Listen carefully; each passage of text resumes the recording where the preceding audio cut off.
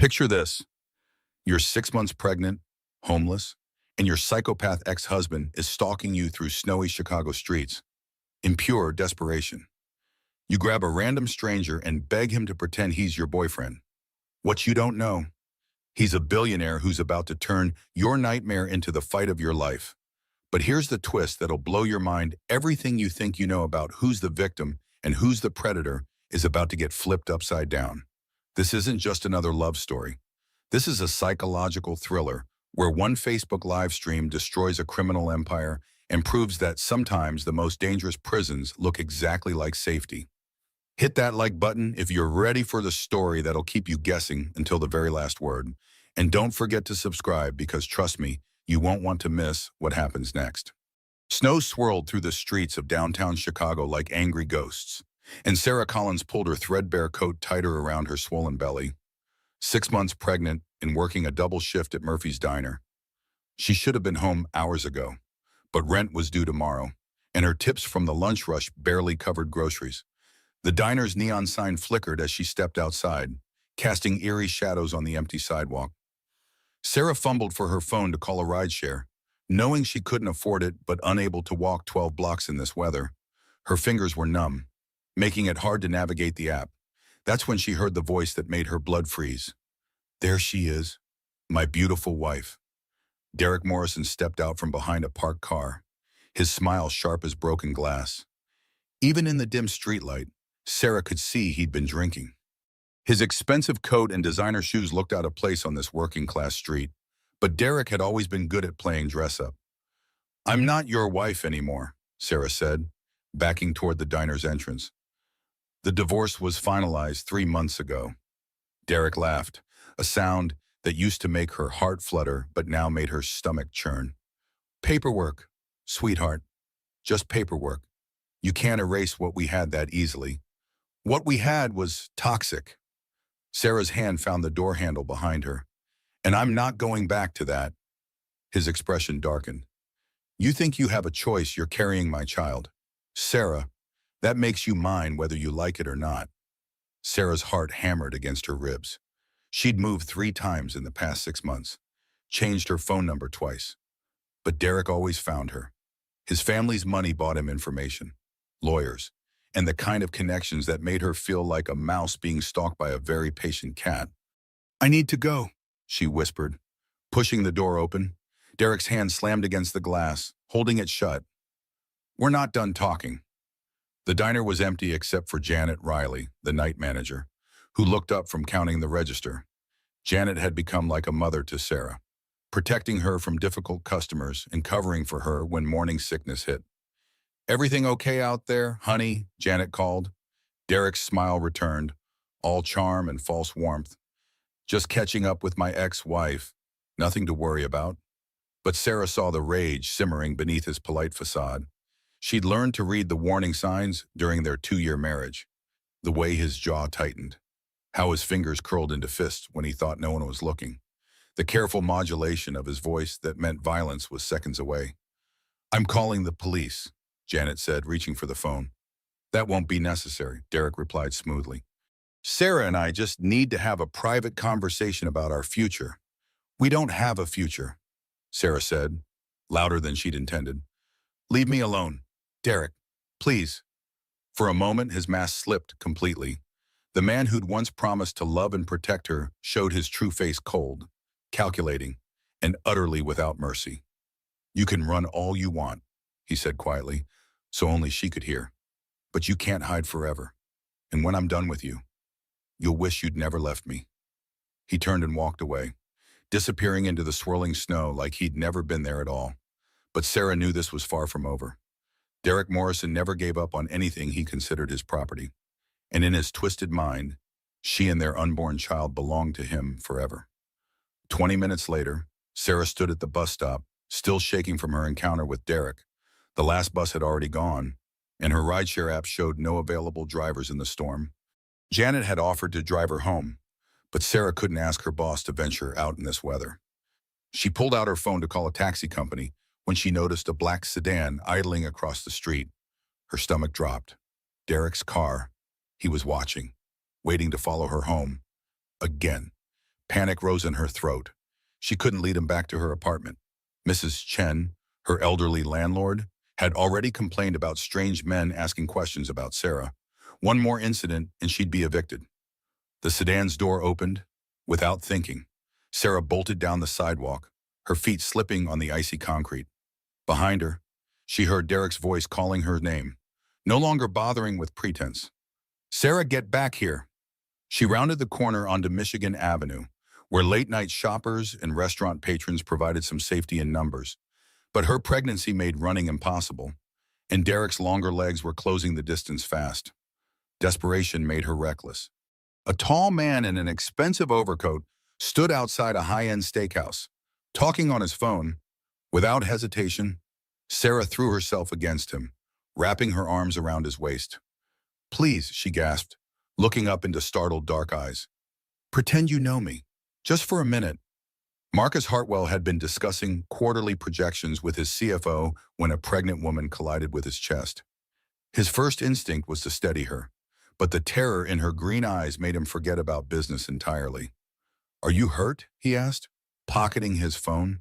Before Sarah could answer, Derek appeared, his face flushed with anger and exertion. "Step away from my wife, buddy. This is a private matter." Marcus felt Sarah tremble against him. Whatever was happening here, this woman was genuinely afraid. He'd built his tech empire by trusting his instincts, and every alarm bell in his head was screaming danger.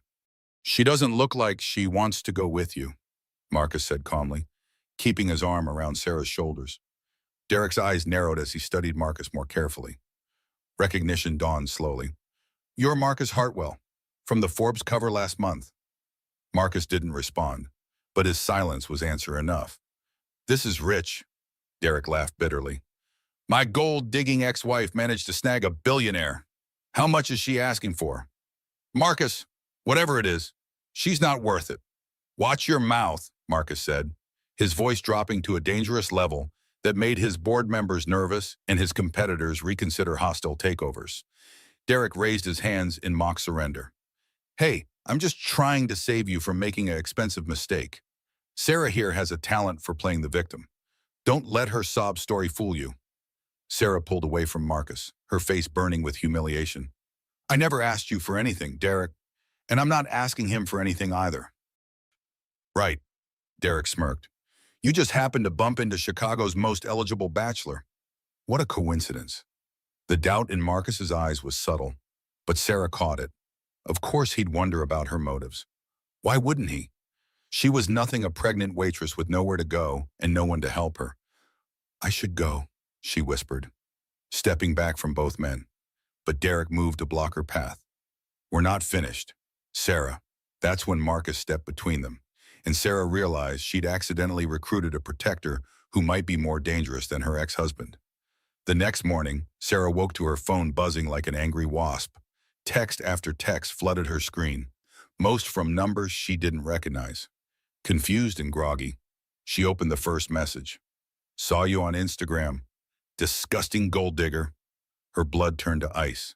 With trembling fingers, she opened the Instagram app and searched for Derek's profile. What she found made her stomach lurch. He'd posted a photo of her embracing Marcus outside the restaurant, taken from across the street. The image was blurry but unmistakable, and Derek's caption was a masterpiece of manipulation. "When your ex-wife gets pregnant and immediately starts hunting billionaires, Sarah Collins everyone went from waitress to predator in 9 months. Feel sorry for the baby." The post already had thousands of likes and hundreds of comments, each one more vicious than the last. Sarah scrolled through them with growing horror. She's probably not even pregnant, just wearing a fake belly. Poor guy has no idea what he's getting into.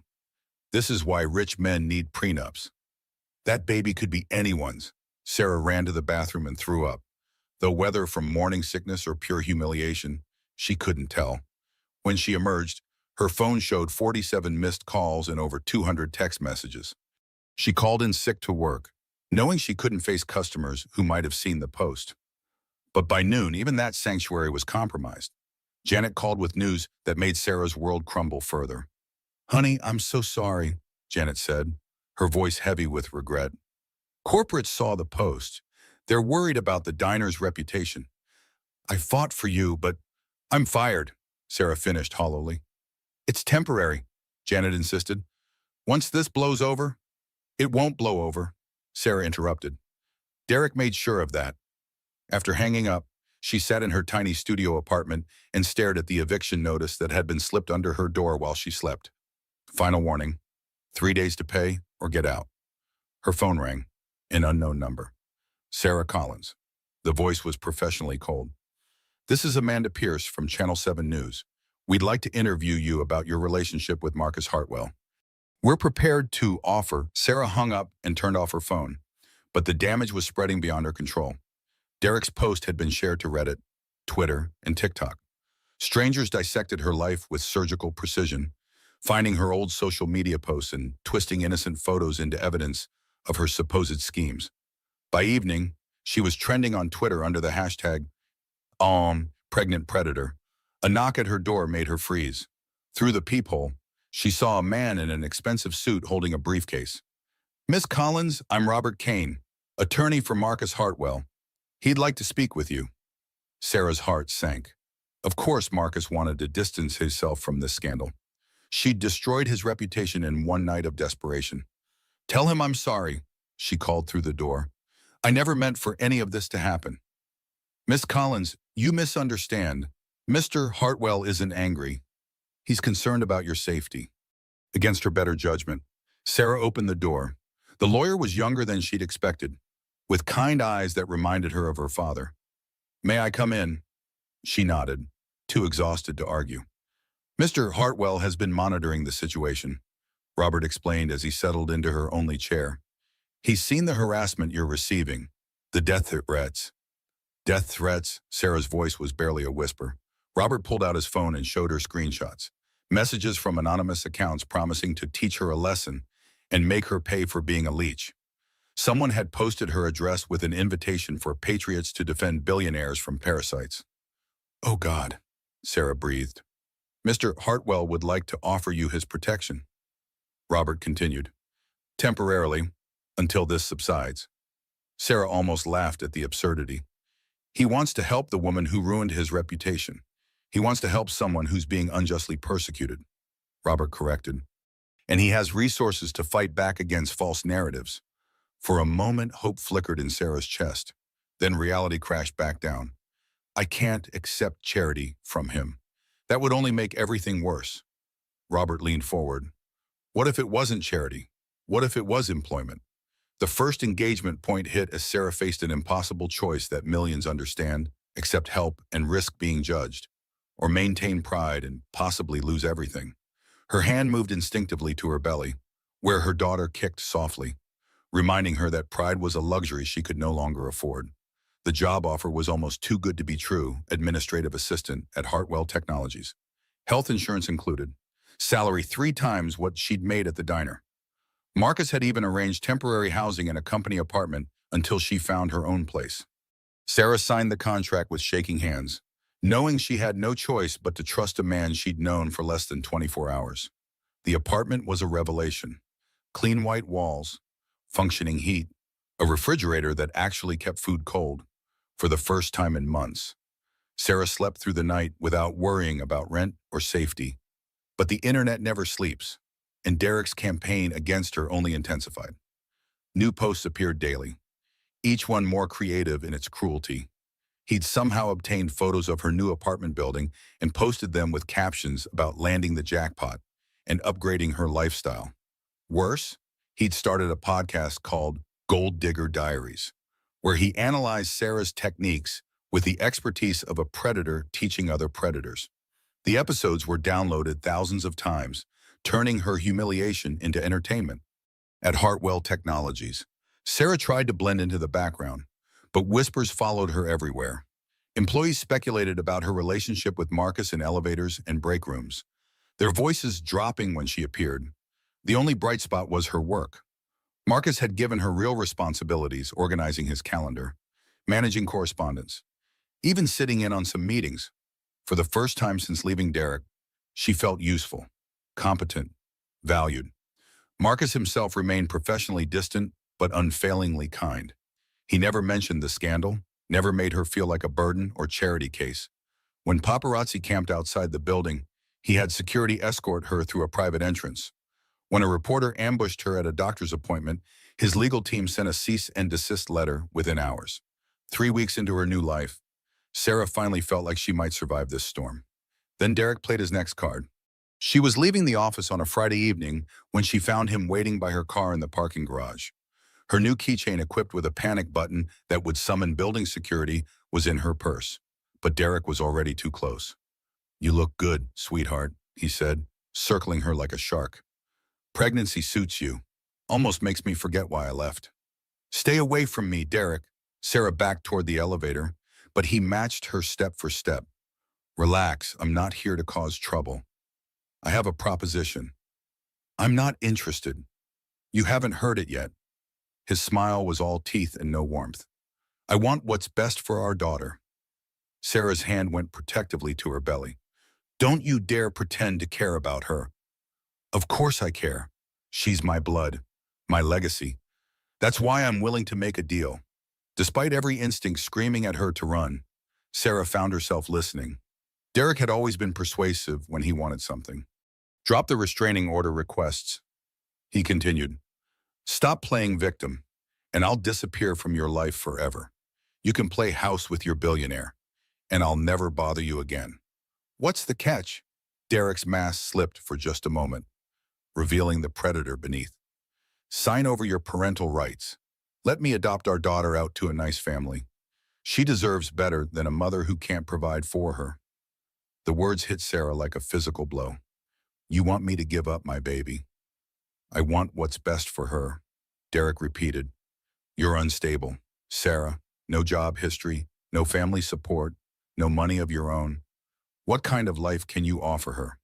"I'm not giving up my daughter." "Think about it," Derek said, backing away now that he'd delivered his poison. "Really think about what's best for her. You have 72 hours to decide."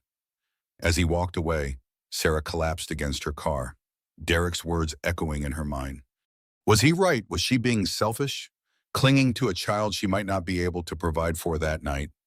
She stood in her borrowed apartment, looking out at the city lights, and wondered if love was enough when the world seemed determined to tear them apart. Her daughter kicked, and Sarah placed both hands on her belly. "I won't let him take you," she whispered, "no matter what it costs me." But deep down, she wondered if she was making a promise she couldn't keep. Sarah's phone buzzed at 2 a.m. with a text from an unknown number. "Check your door." Heart pounding, she crept to the peephole and saw an envelope on the floor. Inside were photographs that made her blood run cold. Images of her entering and leaving the apartment building, getting into Marcus's company car, eating lunch at the building's cafe. Someone had been watching her for days. A note was paper-clipped to the photos. "Thought you should know how easy it would be to find you. The offer expires at midnight tomorrow. Don't make me get creative." The threat was clear. Derek wasn't just asking her to sign away her parental rights. He was promising to make her life hell if she refused. Sarah didn't sleep for the rest of the night. She showed up to work hollow-eyed and jumpy, flinching every time someone approached her desk. Marcus noticed immediately. "Are you feeling all right?" he asked during their morning briefing. Sarah wanted to tell him everything, but Derek's photos had reminded her how exposed she was. Anyone could be watching. Anyone could be reporting back to her ex-husband. "Just tired," she lied. But Marcus wasn't fooled. That afternoon, he called her into his office and closed the door. "Sarah, I know we haven't known each other long, but I'm a good judge of character. You're scared, and it's not just about internet trolls." The kindness in his voice almost broke her resolve. She'd been alone for so long that having someone notice her fear felt like a lifeline. "Derek wants me to sign over parental rights," she admitted. "He says he'll leave me alone if I give up the baby." Marcus's expression darkened. "And if you refuse?" "He's made it clear that's not an option." "Sarah, look at me." Marcus's voice was gentle but firm. "You don't have to face this alone. I have resources, security, lawyers." "Why?" The question burst out of her before she could stop it. "Why do you care what happens to me?" Marcus was quiet for a long moment, and Sarah thought she'd overstepped. Then he moved closer.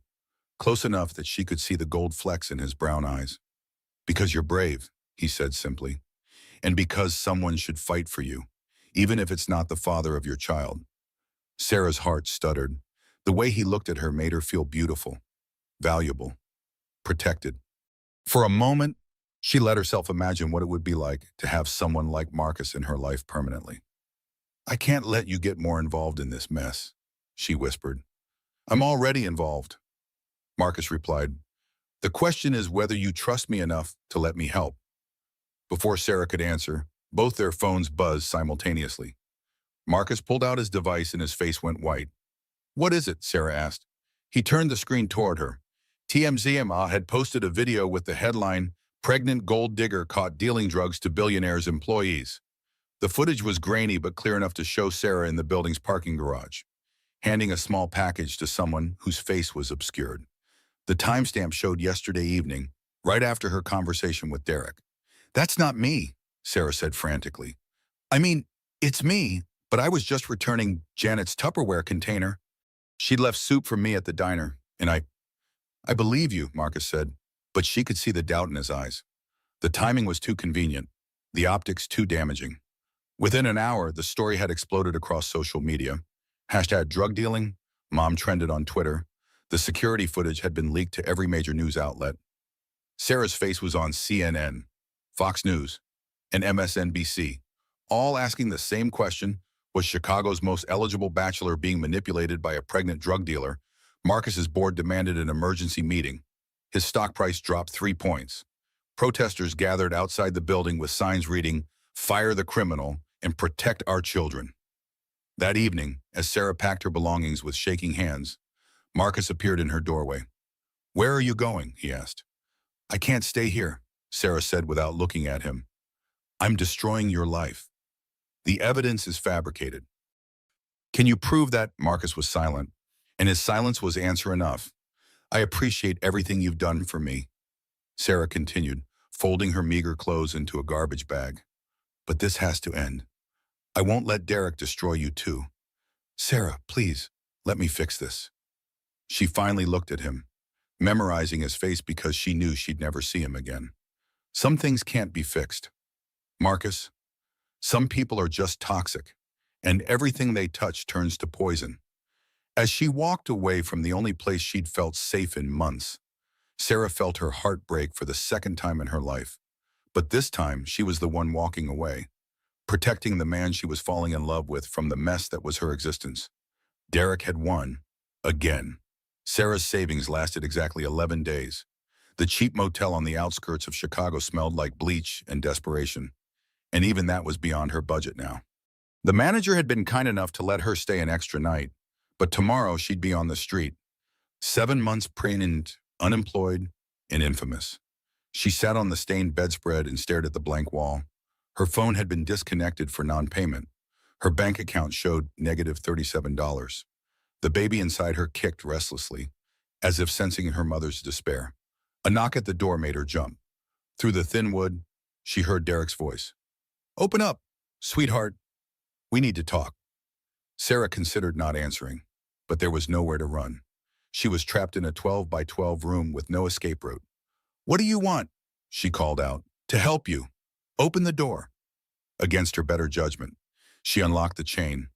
Derek stepped inside, his expensive cologne clashing with the motel's musty air. He looked around the room with exaggerated sympathy. This is what independence gets you, he said sadly. I tried to warn you. Did you come here to gloat? I came to offer you a solution. Derek sat on the room's only chair, making himself comfortable. I've been thinking about our conversation. You're right, adoption isn't the answer. Our daughter should stay in the family. Sarah's heart leaped despite herself. You want to work out custody. Better than that.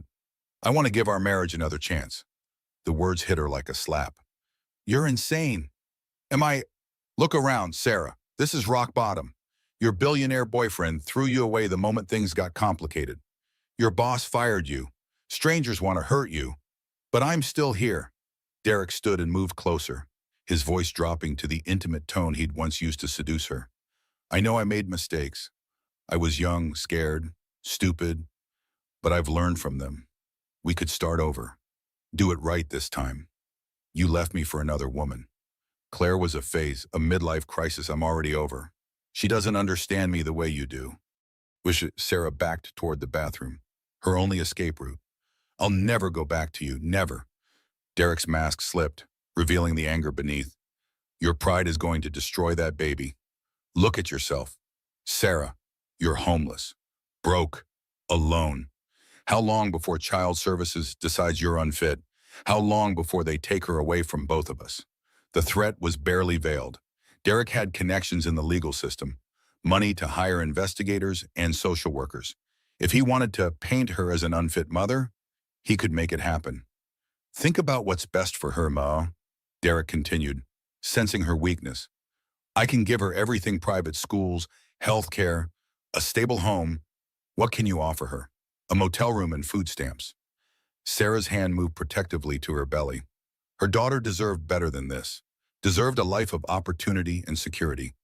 But she also deserved a mother who would fight for her, not surrender her to a man who saw children as possessions. I need time to think, Sarah whispered. Derek smiled, knowing he'd planted the seed of doubt. Of course, but don't take too long. Opportunities like this don't last forever. After he left, Sarah curled up on the bed and sobbed until no more tears would come. She was out of options, out of hope, out of fight. Maybe Derek was right. Maybe her love wasn't enough. The second engagement point hit as Sarah faced the universal fear every parent knows: am I enough for my child? The question that haunts mothers in mansions and homeless shelters alike. The doubt that makes love feel selfish when security seems impossible. Through the thin walls, she could hear a baby crying in the next room, and Sarah wondered if that would be her daughter's future tears in a place like this, with a mother too proud to accept help from the only person offering it. As she drifted into exhausted sleep, Sarah dreamed of Marcus's kind eyes and wondered if she'd made the biggest mistake of her life by walking away from the only man who'd ever made her feel worthy of protection.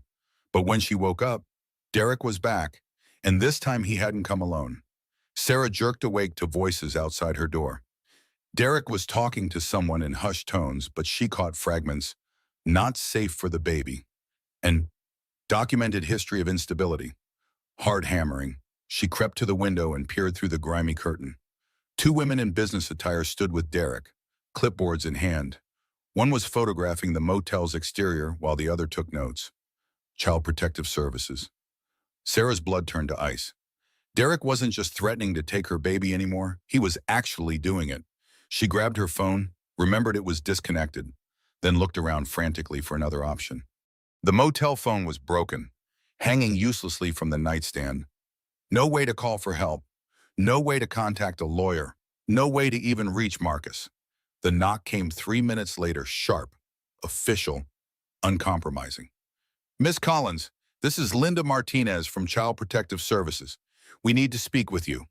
Sarah pressed her back against the door, panic flooding her system. If she let them in, they'd see the squalid conditions, smell the mold and desperation. But if she didn't cooperate, they'd assume she was hiding something worse. Can I see some identification? She called out. Papers slid under the door: official badges, court orders, Derek's carefully constructed evidence of her instability, photos of her crying outside the courthouse, screenshots of her viral social media humiliation, financial records showing her unemployment and eviction notices. We're here for a wellness check, Linda Martinez said through the door. Your ex-husband expressed concerns about the baby's safety. I'm fine, Sarah said, but her voice cracked. The baby's fine. We still need to speak with you in person. Miss Collins, please open the door. Sarah had no choice. She unlocked the chain and faced two women whose expressions were professionally neutral, but whose eyes held judgment. Behind them, Derek stood with fake concern plastered across his face. Sarah, thank God, Midi said, pushing past the social workers. When I heard about this place, I had to call someone. You can't live like this. Linda Martinez stepped into the room and surveyed the water-stained ceiling, the broken heater, the mold creeping up the bathroom walls. Her partner opened a thick folder and began documenting everything. Miss Collins, how long have you been staying here? Linda asked. Just temporarily, Sarah said, hating how defensive she sounded. I'm looking for something permanent. Have you been receiving prenatal care? Yes, Sarah stopped. She'd missed her last two appointments because she couldn't afford the copays. The social worker would find out anyway. I've been worried sick about her, Derek interjected smoothly. Sarah's always been impulsive, but since the pregnancy, she's been making increasingly dangerous decisions. The drug dealing allegations, the homelessness. Those allegations were false, Sarah protested. Were they investigated by police? Linda asked. Sarah's silence was answer enough. Marcus's lawyers had advised against pressing charges, saying it would only generate more negative publicity. I want what's best for Sarah and the baby. Derek continued. I've consulted with my attorney about emergency custody measures if necessary. The room spun around Sarah. Emergency custody meant they could take her baby the moment she was born, place her in Derek's care while Sarah fought a legal battle she couldn't afford. That won't be necessary if Miss Collins agrees to accept appropriate support, Linda said diplomatically. Housing assistance, prenatal care, parenting classes. I can provide all of that, Derek said. We're still married in the eyes of God, and I take my responsibilities seriously. We're divorced, Sarah whispered, but nobody was listening to her anymore. The social workers spent an hour documenting everything: the broken lock on the bathroom door, the cigarette burns in the carpet, the suspicious stains on the bed sheets. With each photo, each note, Sarah felt her chances of keeping her daughter slipping away. We'll be in touch within 48 hours, Linda said as they prepared to leave. In the meantime, Miss Collins, I strongly suggest you consider your housing situation. The state has an obligation to protect unborn children. After they left, Derek lingered, savoring his victory. This doesn't have to be difficult, he said gently. Come home with me tonight. Let me take care of you both. Sarah stared at him, seeing clearly for the first time how thoroughly he'd orchestrated this moment. The social media campaign, the drug allegations, even her financial ruin, all of it had been designed to lead to this choice: submit or lose everything. If I go with you, she said slowly. What happens to me? Derek's smile was all warmth and no heat. You get to be a mother. Isn't that what you wanted?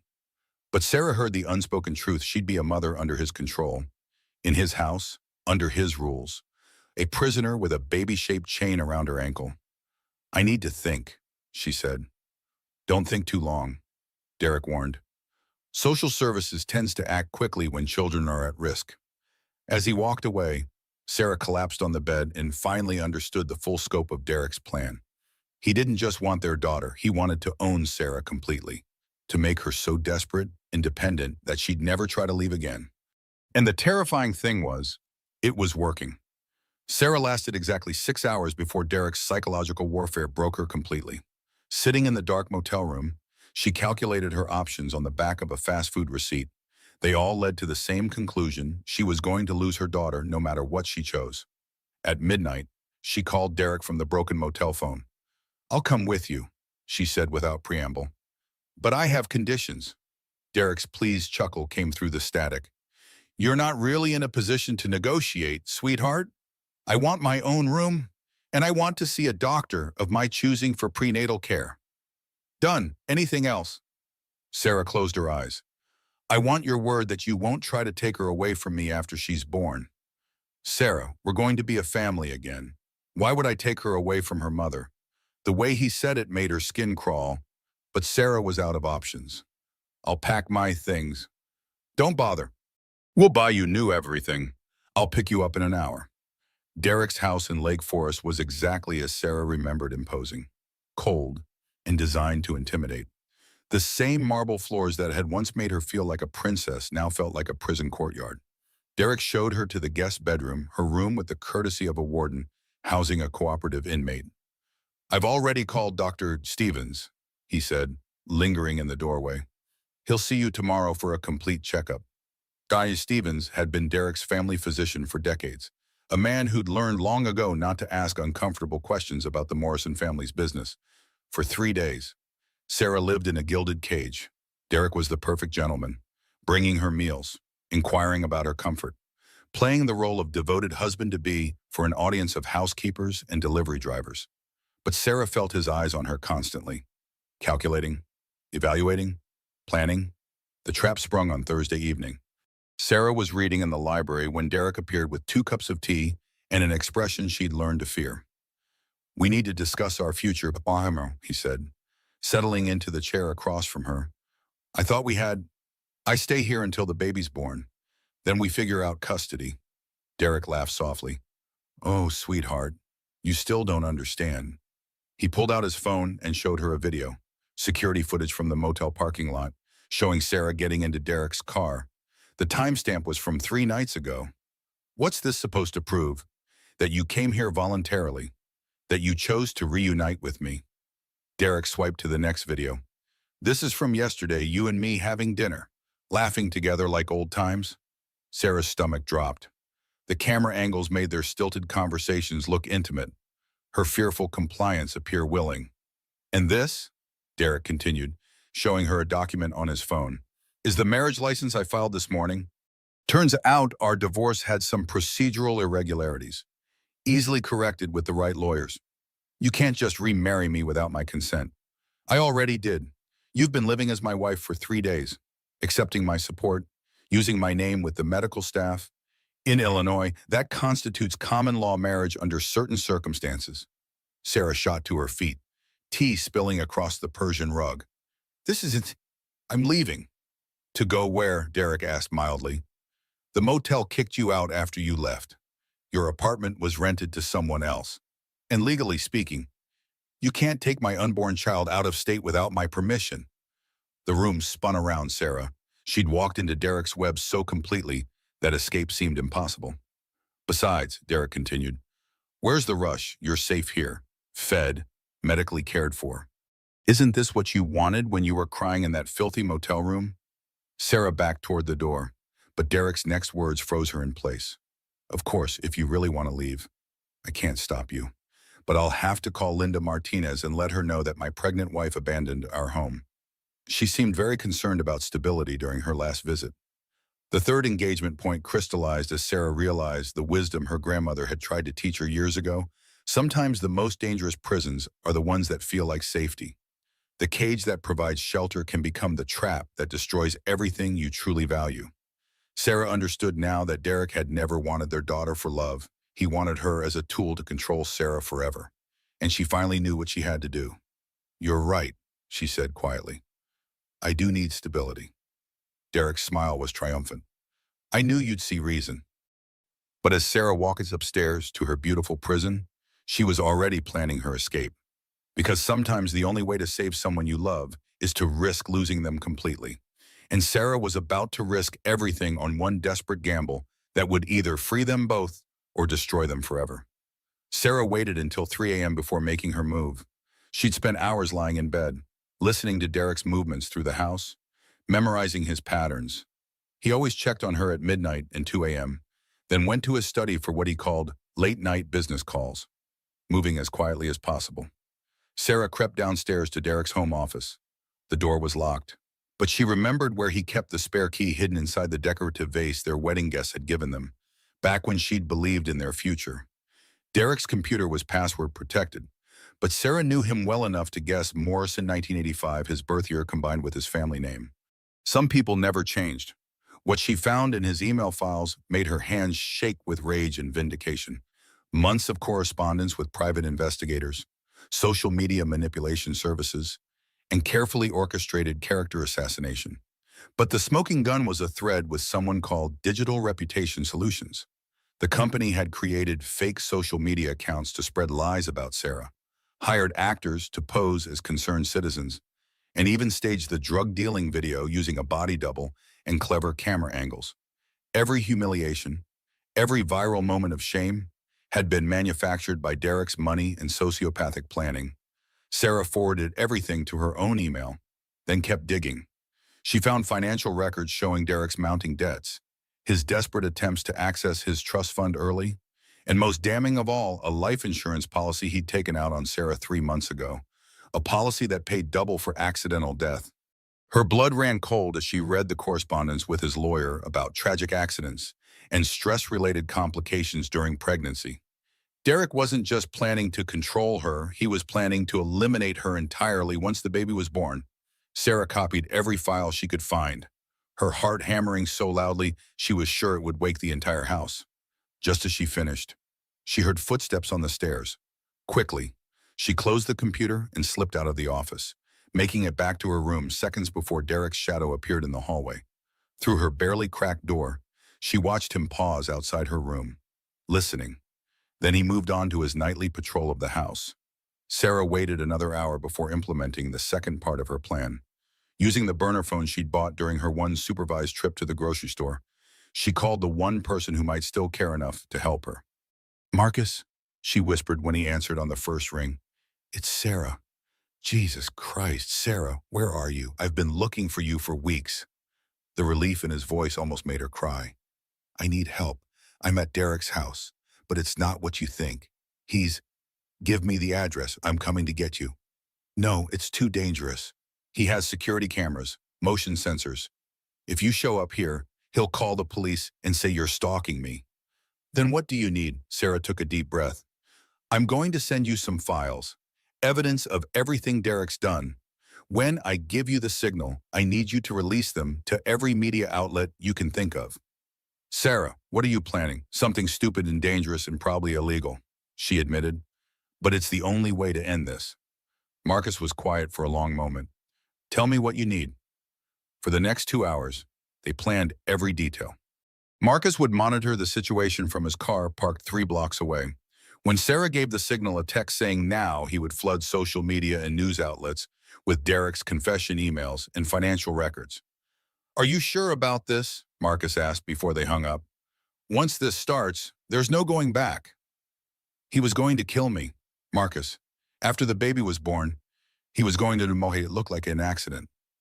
The silence on the other end was deafening. "I should have fought harder for you, Marcus said finally. "I should have known you were telling the truth."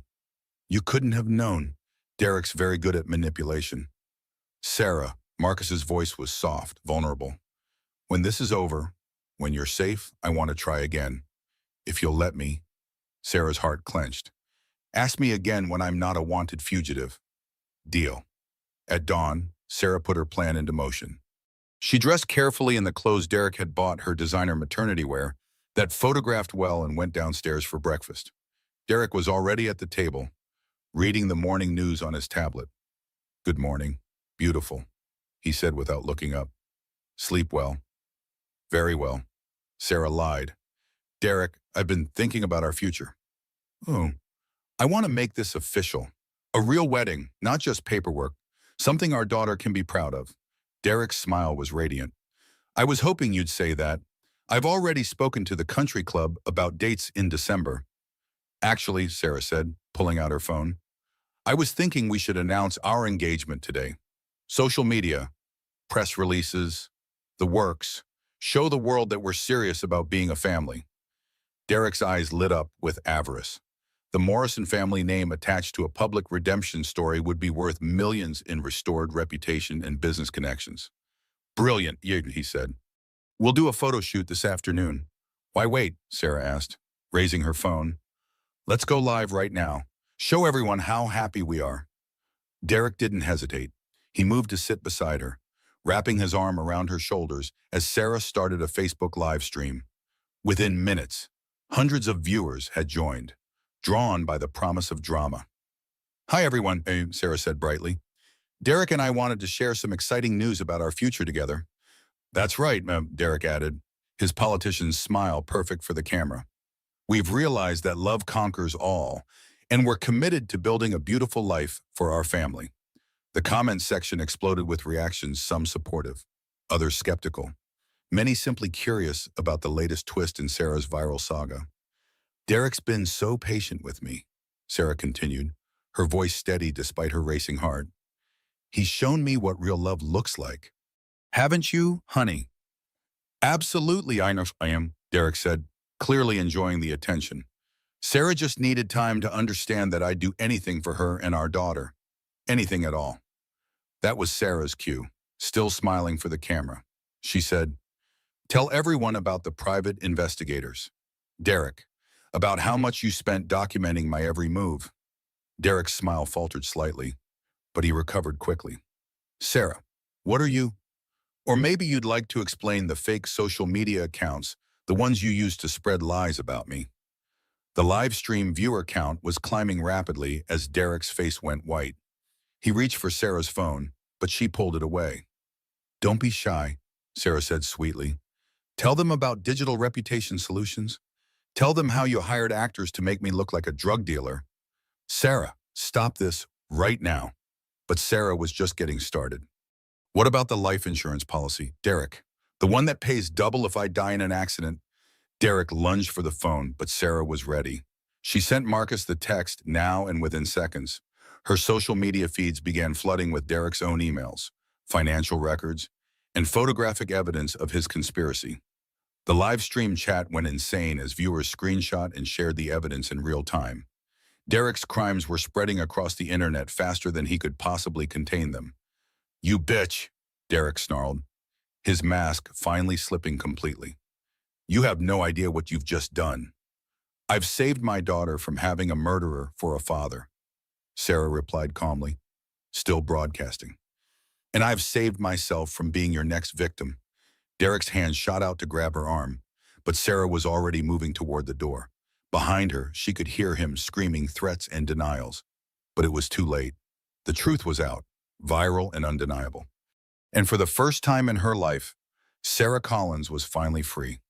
6 months later, Sarah stood in the kitchen of her new apartment, bouncing her 3-month-old daughter Emma against her shoulder while watching the morning news. Derek's sentencing was the lead story on every channel.